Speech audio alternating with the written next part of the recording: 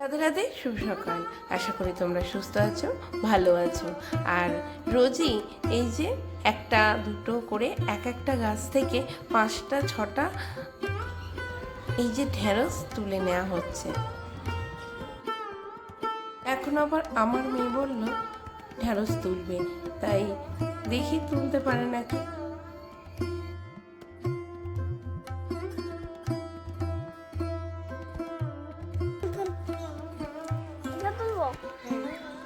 দেখে ওপরে ফুলটা যেন না খুলে যায়।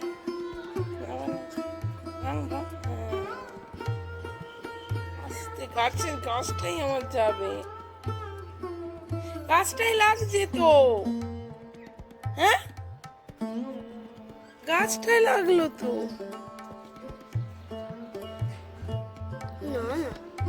এদিকে মারবি, রাখ রাখ রাখ। আর ওইটা তুলবো আমরা।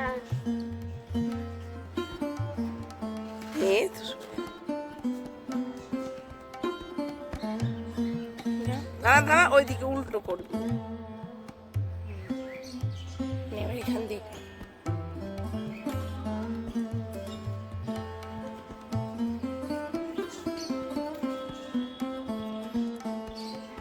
রাখ রাখ রাখ।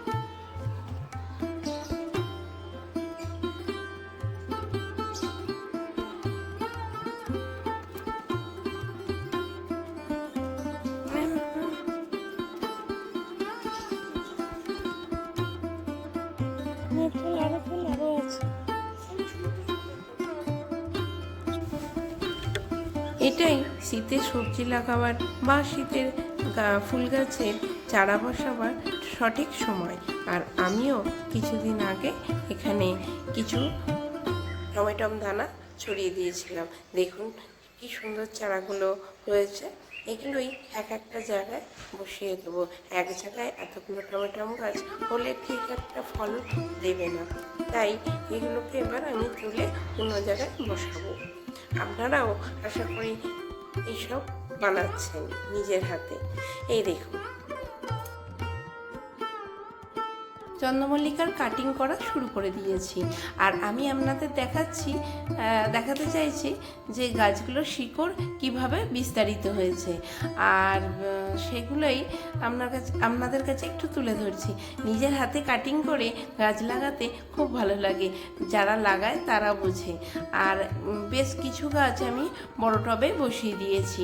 আর আরও অনেক চারা গাছ আছে, আর এইগুলো আজকে বসাবো, তাই আপনাদের সঙ্গে একটু শেয়ার করতে চলে এলাম।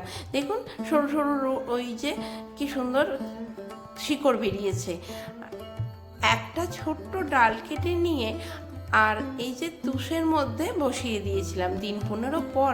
দেখুন কি সুন্দর রুটস বেরিয়েছে। শুধু চন্দ্রমল্লিকা চারা করি না, আমি আরও অনেক গাছের চারা করি। দেখুন কত রুটস বেরিয়েছে, বেশ দেখতেও ভালো লাগে। আর এই পাতাবাহারের গাছটা এবছর আমার বাগানে এত রোদে তেজে মারা গেছিল। আমি রাস্তায় যেতে গিয়ে এই গাছটার একটা ডাল একজনের বাড়ির সামনে থেকে তুলে এনেছিলাম।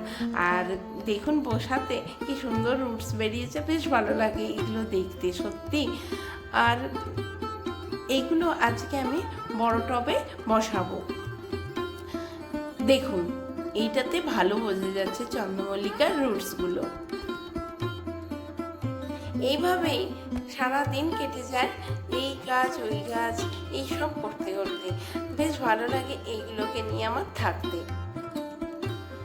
তো বিকালবেলা একটু স্ন্যাক্স তৈরি করতে ব্যস্ত হয়ে গিয়েছিলাম। সবার খাওয়া হয়ে গেছে, আমি একা খাচ্ছিলাম। আমার বেশ মনটা খারাপ লাগছিল। স্ন্যাক্স তৈরি করে সবাইকে দিয়েছি আর একা খেতে বসেছিলাম। আর তারপরেই চলে এলো আমার আর একজন সঙ্গী, আমার ভাইয়ের বউ। তো ওকে বললাম দেখ কেমন হয়েছে খেতে। ও তো খেয়েই বললো খুব সুন্দর হয়েছে। প্রথমে একা একা খাচ্ছিলাম, তারপরে ও যখন এলো বেশ ভালো লাগলো। আর এই যে তার সঙ্গে আমার ভাইয়ের বউ পিয়ালি, ও নিয়ে এসেছে এই যে ফুচকা। আমি ভাবলাম যে চা খাচ্ছি তার সঙ্গে আবার তুই ফুচকা আনলি। তো আমার মেয়ে এই ফুচকাটা খেতে শুরু করে দিয়েছে।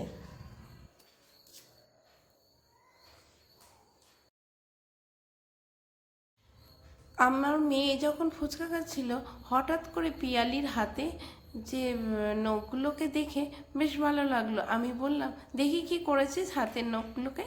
বেশ ভালো লাগছিল, কি সুন্দর লাগছিল দেখুন। তবে আমাদের তো কাজের হাত, সারাক্ষণ এটা ওটা সেটা করি, তো আমি দেখাচ্ছিলাম, দেখ তোর নকল নখ আমার আসল নখ। আর যাই হোক, ওর নখগুলো বেশ ভালো লাগছিল। তবে এগুলো কাজ করতে ঠিক করা যায় না। আর রোজই তেল মাখিয়ে দিয়ে আমি মাথায়, আজকে মিমির কাছে মাখবে বলে আবদার করেছে। যাই হোক, মিমি মাখিয়ে দিক তেল। আর তার সঙ্গে আমার ভিডিওটা ভালো লাগলে একটা লাইক করে যেতে ভুলো না। যারা দেখছো অতি অবশ্যই তারা একটা লাইক করো। আর তার সঙ্গে বলি রাধে রাধে। আর এই পর্যন্তই।